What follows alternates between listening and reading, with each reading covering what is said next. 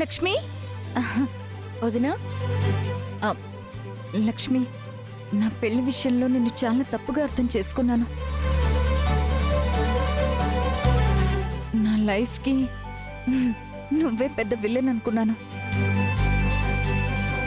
నా జీవితం నీ వల్లే నాశనం అయిందని, నీ జీవితం కూడా నాశనం అయిపోవాలని కోరుకున్నాను.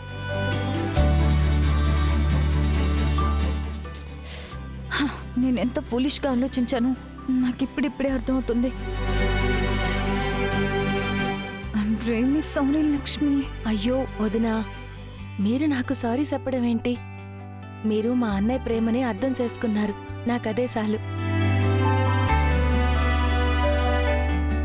మా అన్నయ్యకి మీరంటే ప్రాణం. అందుకే మీరు ఎంతలా తప్పించుకోవాలని చూసినా నా అడ్డుపడ్డాను. మా అన్నయ్య మిమ్మల్ని ప్రాణంలా ప్రేమించాడు అని మాత్రమే నా పని చేయలేదు వదినా. మా అన్నయ్యతో మీ పెళ్లి జరగాలన్నది పెద్దయ్య గారి నిర్ణయం కాబట్టి. పెద్దయ్య గారు తలదించుకోవడం ఇష్టం లేకే నానలా చేశాను. పోనీలే లక్ష్మి, ఇలా అయినా నన్ను మహారాణిలా చూసుకునే మనిషి పార్ట్నర్గా వచ్చాడు.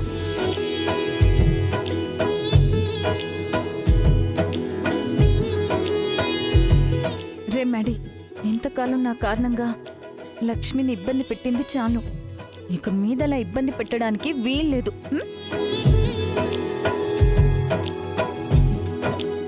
లక్ష్మి చాలా మంచి అమ్మాయిరా.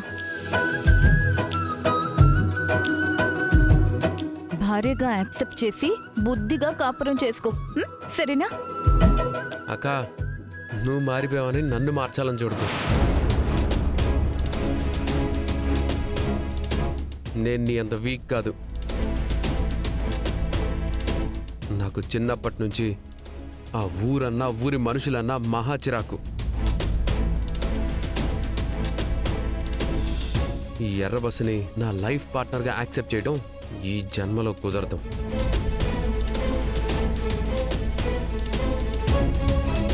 ఆ విషయం తనకు కూడా తెలుసులే. రే, నేను నీకొన్న మొండిదాన్ని. నేనే వీళ్ళ ప్రేమకు కరిగిపోయాను. ఇక నువ్వెంత చెప్పు. అది చూద్దాం. నిన్ను లక్ష్మి, నీ మీదైతే నాకు చాలా నమ్మకం ఉంది. నువ్వేదైనా అనుకుంటే అది అయిపోతుంది. గట్టిగా అనుకో. జరగాల్సిందంతా ఆ శివయ్యే చూసుకుంటాడు. సరే, మేము బయలుదేరుతాం. వస్తాం లక్ష్మి.